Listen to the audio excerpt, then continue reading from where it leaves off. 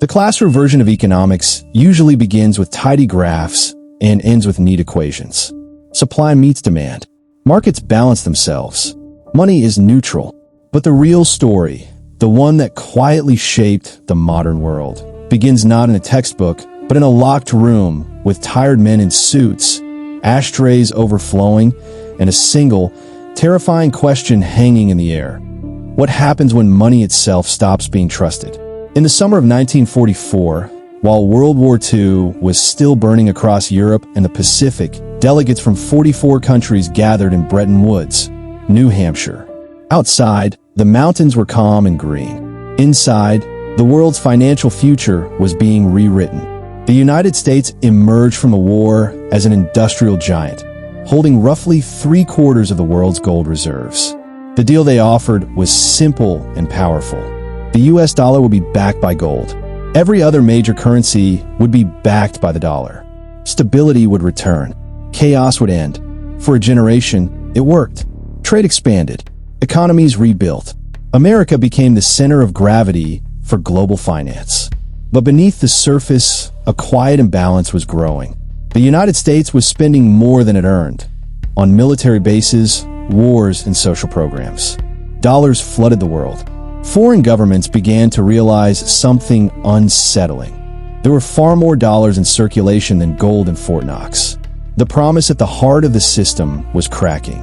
By the late 1960s, France started demanding gold in exchange for its dollars. Others prepared to follow. The math no longer worked. On August 15, 1971, President Richard Nixon went on television and did something no economics class truly prepares you for. He closed the gold window. The dollar was no longer redeemable for gold. In a single weekend, the world shifted from hard-backed money to pure trust. Nixon called it temporary. It never was. The immediate problem was brutal and simple. If the dollar was no longer backed by gold, why should the world keep using it? If demand for dollars collapsed, so would American power. Inflation surged. Confidence wavered. By 1973, a second shock hit. Middle Eastern oil producers, organized under OPEC, cut supply during the Yom Kippur War. Oil prices quadrupled. Gas lines snaked through American cities. The global economy staggered. This was the turning point they don't teach. Behind closed doors, U.S. officials worked on a radical solution. Not by fixing money, but by anchoring it to something the world could not live without. Oil. In 1974, the United States struck a quiet agreement with Saudi Arabia, then the world's most influential oil producer. The deal was elegant and ruthless. Saudi oil would be sold exclusively in U.S. dollars. In return, the United States would provide military protection and invest Saudi surplus dollars back into American debt. Soon, the rest of OPEC followed. If a country wanted oil, it needed dollars first. The petrodollar system was born. Almost overnight, global demand for dollars became permanent. Every nation importing energy had to hold U.S. currency. Trade deficits no longer threatened collapse. The United States could print money, export inflation, and borrow cheaply, because the world had no alternative. This was not taught as empire. It was framed as stability.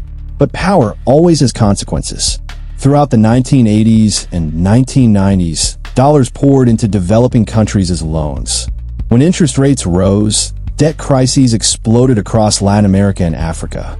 Institutions like the IMF stepped in with conditions: cuts, austerity, privatization. Growth slowed. Inequality widened. Meanwhile, Wall Street boomed. Asset prices soared.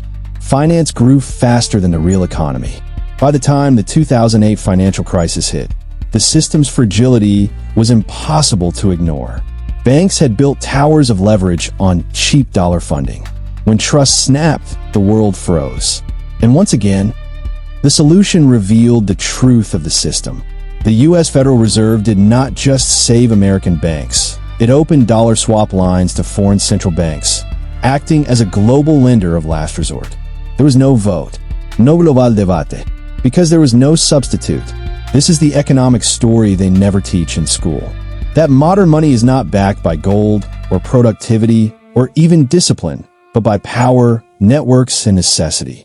That global stability is often maintained not by fairness, but by structure. That inflation, debt, and crises are not accidents, but features of a system designed to survive its own contradictions. Today, cracks are forming again. China trades oil and yuan. Central banks buy gold at the fastest pace in decades. Digital currencies promise escape. Sanctions turn money into a weapon. The same question from 1944 returns, heavier now. What happens when trust shifts? Because economics is not just about numbers. It is about who gets to decide the rules, who pays when they break, and who benefits when the system survives. And once you see that, you realize the most important lesson was never missing. It was simply never meant to be taught.